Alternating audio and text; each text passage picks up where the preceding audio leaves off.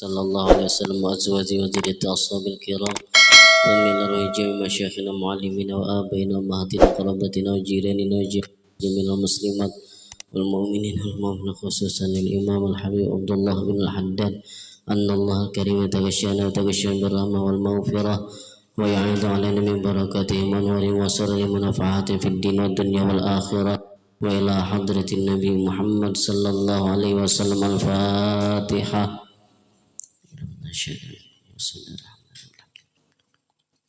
إياك نعبد وإياك نستعين اهدنا الصراط المستقيم صراط الذين.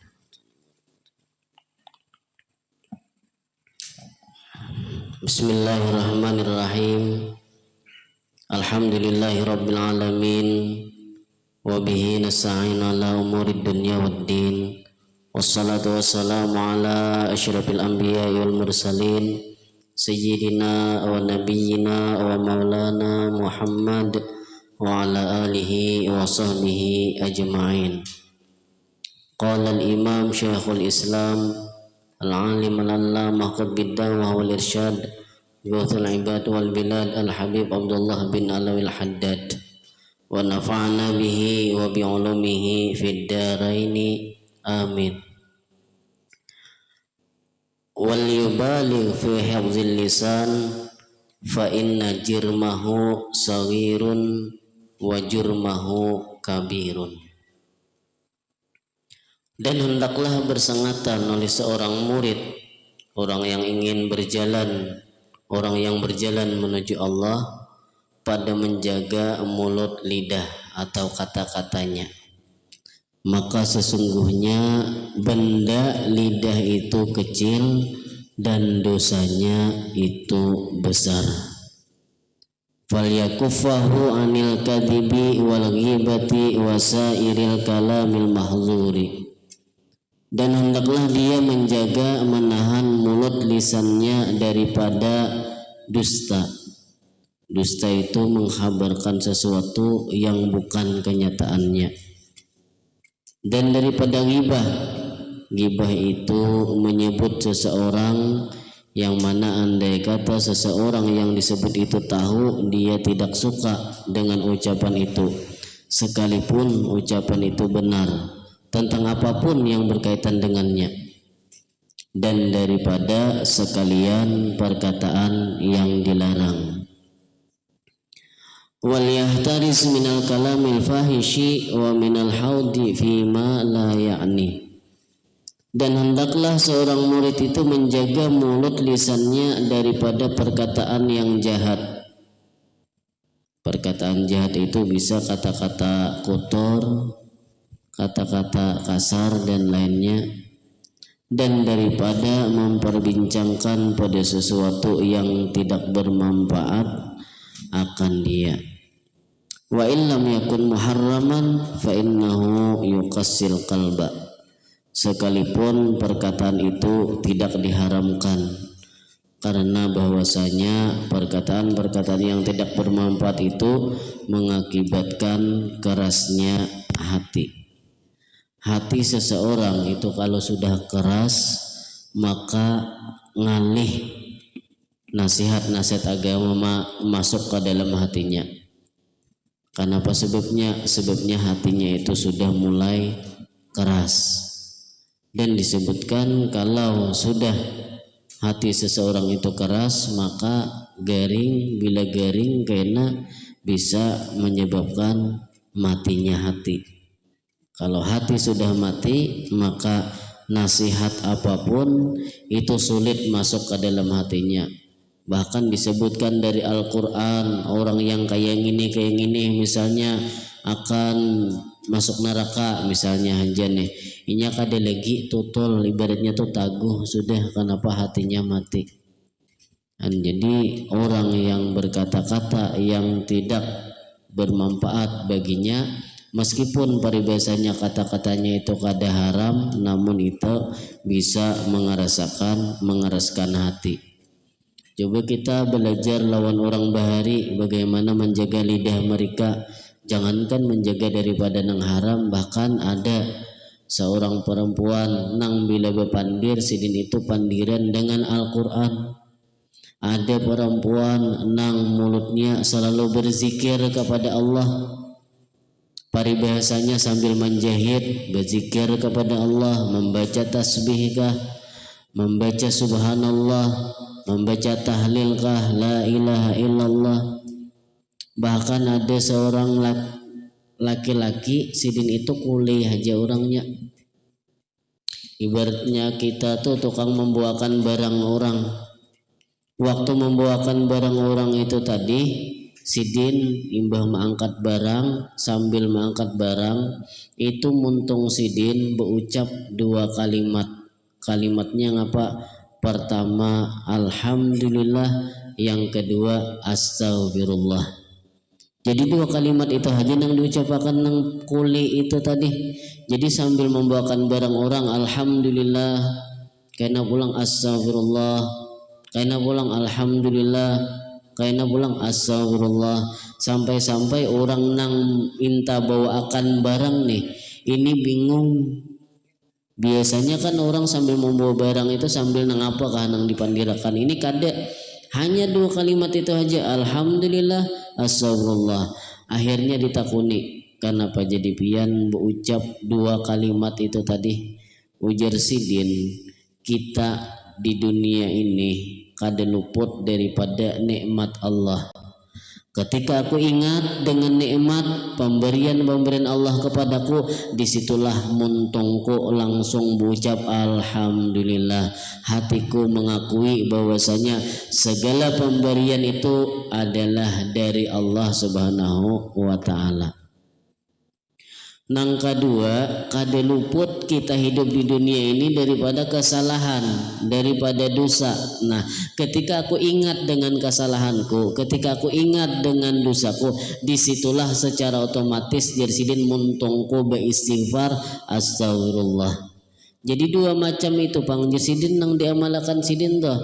Bila sidin ingat nikmat pemberian Allah kepada diri sidin, muntung tuh hingga berucap alhamdulillah. Karena keingatan ulang dosa kesalahan nang berbahari itu, kesalahan dosa-dosa nang pernah digawi itu, akhirnya sidin mengucapkan astagfirullah. Nah kayak itulah orang-orang nang bujur-bujur mensyukuri ilat, mensyukuri lidah. Orang dikatakan bersyukur itu apabila minimalnya ya dinamakan tiga macam yang ada pada dirinya. Orang itu dinamakan mensyukur nikmat ketika di dirinya itu ada tiga macam. Misalnya orang itu diberikan sesuatu, diberikan kenikmatan. Pertama ngapa tugasnya? Muntung ilatnya bersuara berucap ngapa? Alhamdulillah. Nang kedua ngapa tugasnya lagi supaya inya disebut hamba yang bersyukur, pengakuannya bahwasanya nang memberi nikmat ini adalah Allah. Walaupun misalnya kita ini diberi orang, diberi kawan kita itu kalau kita umpamakan nang kaya pos, nang kaya hanya perantara, nang iyanya nama ngirimi kita. Misalnya kita nih ada besi kawan, misalnya daerah Banjar sana memberi kita hadiah baju misalnya, lalu lewat paket, lalu tukang matarakan paket neng ini tadi, nah ini nah ada orang berkirim di Banjar kawan sambian, nang maatarakan paket ini tetap aja kita juga berterima kasih, tapi senangnya hati kita nih lawan siapa? Nah lawan tukang antar paket ini kah, atau lawan kawan kita nang memberi kita baju itu kah? Nah jadi kayak itu modelnya perumpamaannya, hati kita senang lawan kawan yang mengirimi kita, tapi lawan nama antarakan paket itu tetap kita berterima kasih. Kayak itu juga ketika kita diberikan nikmat oleh Allah walaupun lewat perantara misalnya hamba-hambanya, maka dengan kita lawan hamba-hamba Allah tetap aja berterima kasih. Tapi pengakuan kita bahwa yang memberi ini bukan inya ini, tapi yang memberi itu adalah Allah Subhanahu wa ta'ala. Dua macam. Dan yang ketiga, supaya kita dinamakan hamba yang bersyukur atas nikmat yang diberikan Allah, maka nikmat-nikmat yang diberikan Allah kepada kita gunakan kepada sesuatu yang diridai oleh Allah. Apabila sudah terkumpul nang tiga macam itu tadi, maka disebutlah kita orang yang bersyukur. Kita misalnya aja diberi Allah Ta'ala kesehatan, awak sehat, pas di saat orang banyak geringan kita tetap aja sehat. Kita mensyukuri kesehatan kita ini. Pertama tadi muntung kita, alhamdulillah aku masih disehatkan oleh Allah, itu nang pertama. Nang kedua, nang memberi kesehatan yang ini adalah Allah Subhanahu wa taala, itu kita akui. Dan yang ketiga, kayak apa? Kita gunakan kesehatan kita ini kepada sesuatu yang diridai oleh Allah. Ya kayak kita beribadah, manggawi sambahyang dengan berjamaah, misalnya kita gunakan tubuh kita ke majelis ilmu, itu salah satu bentuk mensyukuri tubuh kesehatan yang diberikan Allah kepada kita. Dan jadi orang yang menjaga lidahnya itu tadi, maka dia akan selamat. Salamatul insan fi hifdzil lisan. Selamatnya manusia pada menjaga lidahnya. Banyak orang bakal lahian, bahkan bepukulan, bahkan betamparan, bahkan sampai pembunuhan dengan sebab apa? Bisa banyak dengan sebab lidah, dengan sebab pemandiran, dengan sebab pemuntungan. Nah, maka sewajarnya lah kita sebagai orang yang berjalan menuju Allah, orang yang hendak ma'rifat lawan Allah, menjaga lidah kita. Ujar Al-Habib Abdullah bin Haddad di dalam kitab Sidin tadi, wal yubaligh fi hifdzil lisan fa inna jirmahu sawirun wa jurmahu kabirun. Hendaklah bersangatan jaga ilat nina, jaga lidah kita, jaga kata kita. Kenapa? Sebabnya lidahnya ini bentuknya halus saja, tapi kesalahannya itu fatal genal. Mudah-mudahan lidah kita ini selalu kita gunakan kepada zikir kepada Allah, kepada sesuatu yang diridai oleh Allah. Mudah-mudahan kita sabarkan diberikan ilmu yang bermanfaat, dimudahkan untuk mengamalkannya, dan diikhlaskan beramal ibadah kepada Allah Subhanahu wa taala. Dan kemudian kita sedikit membaca kitab Tangga Pelajaran Ibadah.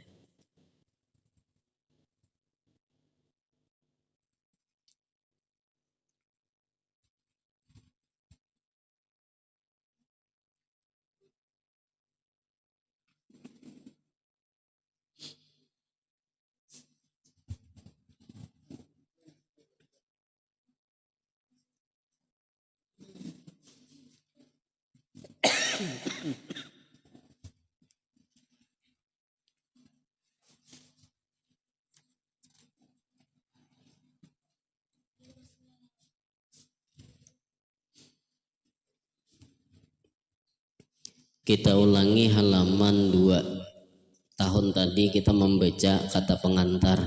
Tahun tadi ya, kalau lah sambutannya tahun 2023 toh. Nah, ini masuk 2024, jadi ini tahun ini pulang nah kita nah. Ibaratnya tahun 2023, tahun 2024 hanya salambar kita.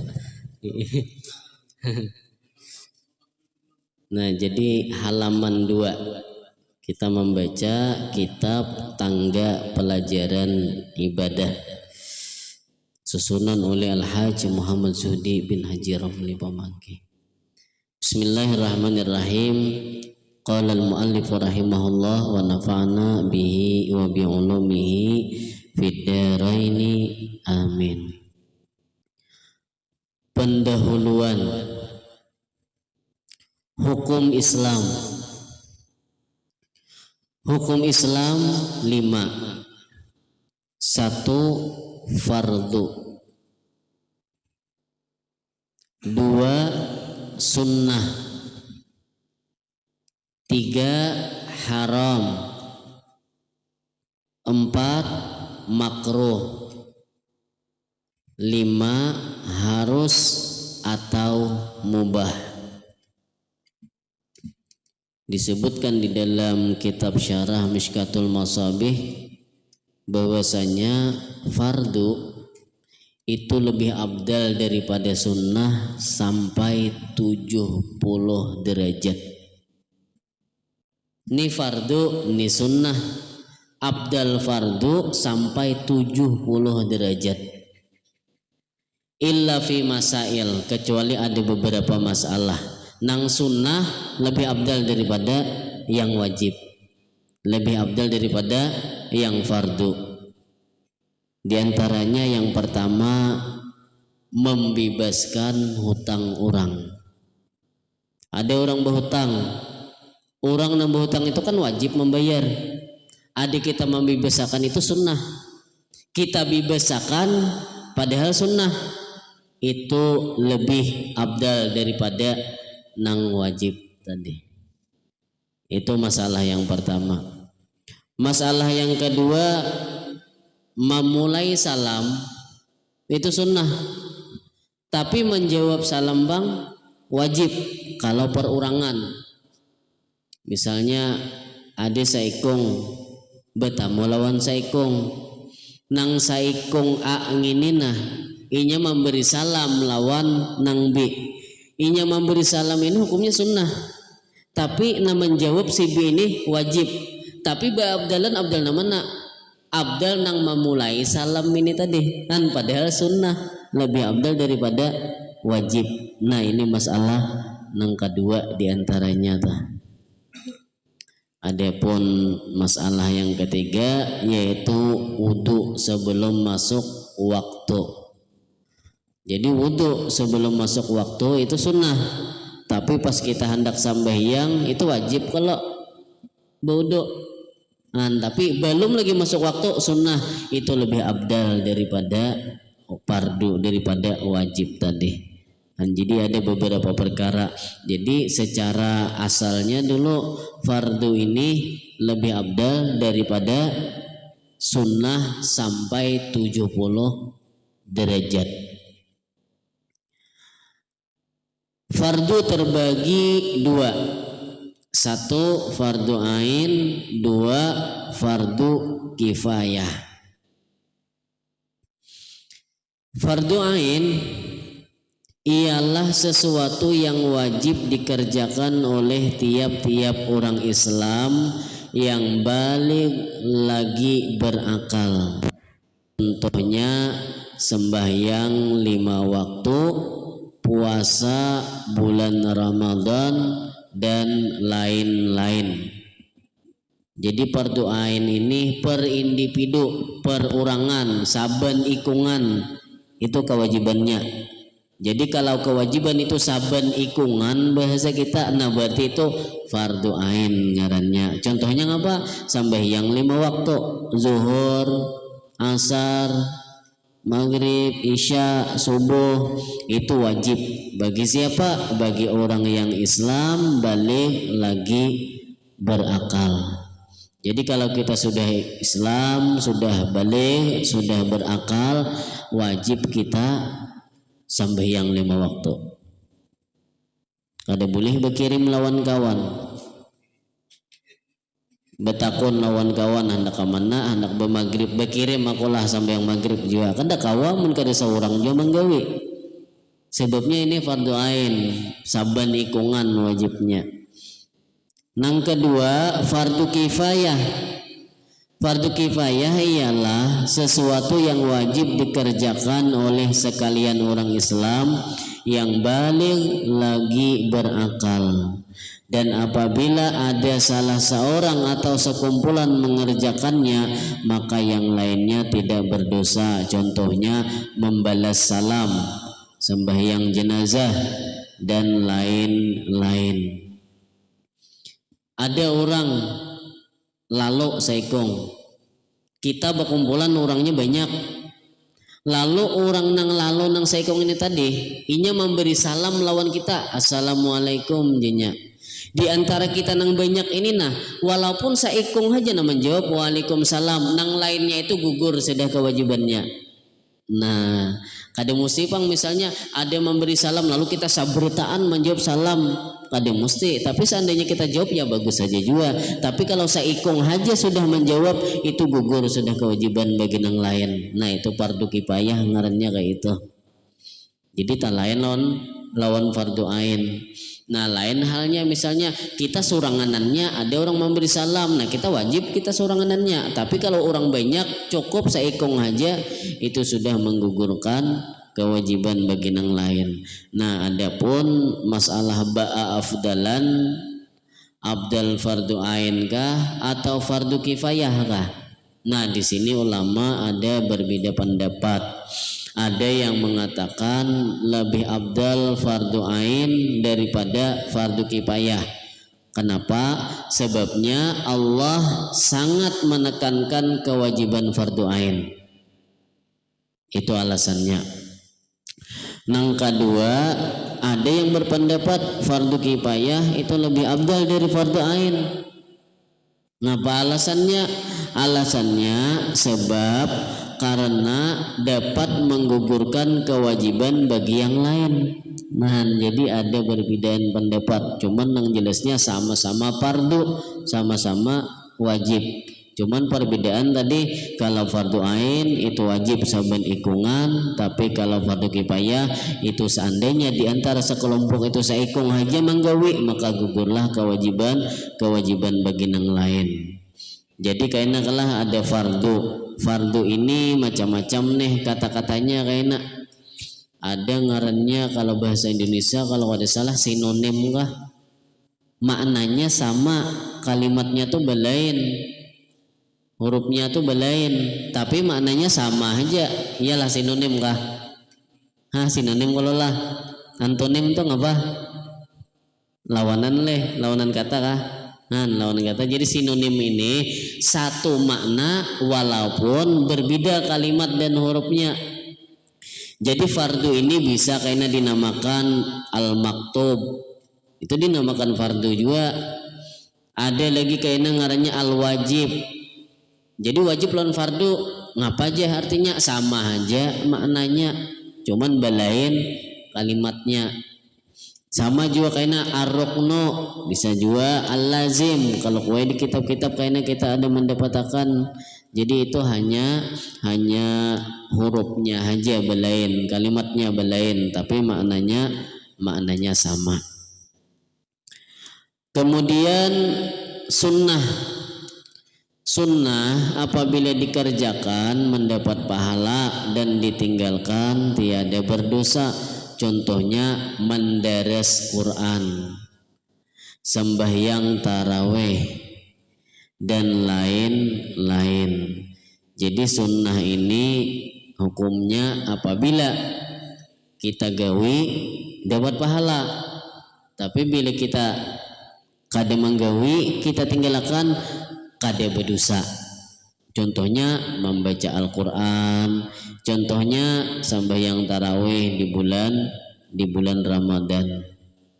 Sunnah ini pun kayaknya terbagi juga, ada sunnatul ain, ada sunnatul kifayah, ada juga. Jadi kada fardu aja terbagi dua, fardu ain, fardu kifayah. Sunnah pun itu kayaknya ada juga terbagi, ada sunnatul ain, ada sunnatul kifayah. Sunnatul ain itu contohnya nang kayak kita tulah, misalnya sebelum wudu tuh membaca bismillah, itu sunnatul ain dah. Adapun sunnatul kifayah itu contohnya misalnya kita nih beretaan lalu bawa makanan saikung aja membaca bismillah, itu sudah sunnatul kifayah, sudah gugur kesunahan bagi yang lain. Cuman pahalanya hanya bagi yang membaca, nang kada membaca ini kan dapat pang. Kayak itu. Jadi bagus saja kita, tapi bagus saja baca saberitaan dua ya Allah, baca bismillah beretaan. Jadi kalau kita hendak wudu membaca bismillah itu sunnatul ain, tapi sunnatul kifayah itu contohnya nang kayak kita makan orangnya banyak, saikong aja sudah membaca bismillah, itu gugurlah sudah kesunahan. Cuman pahalanya tadi hanya bagi nang membaca, nang kada membaca kada dapat kanyangnya aja. Dapat kanyangnya. Ada yang membaca tadi mana dapat kanyangnya pahala pulang gitu. Dan kemudian haram, insyaallah kayaknya kita sambung, wallahu alam bisawab. Mudah-mudahan kita diberikan kesehatan oleh Allah, kemudahan dalam segala urusan, baik urusan dunia ataupun urusan akhirat, dan mudah-mudahan berkat kita menuntut ilmu kita diwafatkan Allah dalam keadaan husnul khatimah ala hadiniyah wa ala manawi salafun salih. Al-Fatihah. A'udzubillahi minasyaitonir rajim. Alhamdulillahirabbil alamin arrahmanir rahim maliki yaumiddin iyyaka na'budu wa iyyaka nasta'in ihdinas siratal mustaqim siratal ladzina an'amta 'alaihim ghairil maghdubi 'alaihim waladdallin. Bismillahirrahmanirrahim. Alhamdulillahirabbil alamin. Allahumma shalli wa sallim ala sayyidina maulana Muhammad wa ala alihi wa sahbihi ajma'in. Allahumma ij'al jam'ana hadha jam'an mawfura wa tafarraqana min ba'di tafarraqan ma'suma wa ilmana ilman nafi'a wa amalana amalan maqbula wa rizqana rizqan wasi'an halalan tayyiban wa dhurriyyatana dhurriyyatan sulaha. Allahumma iftah alaina futuhal arifin waj'alna min ibadika salihin min awliyakal muttaqin bi rahmatika ya arhamar rahimin. Wa sallallahu ala sayyidina maulana Muhammad wa ala alihi wa sallam. Alhamdulillahi rabbil alamin. Taqabbalallahu minkum minna wa minkum taqabbal.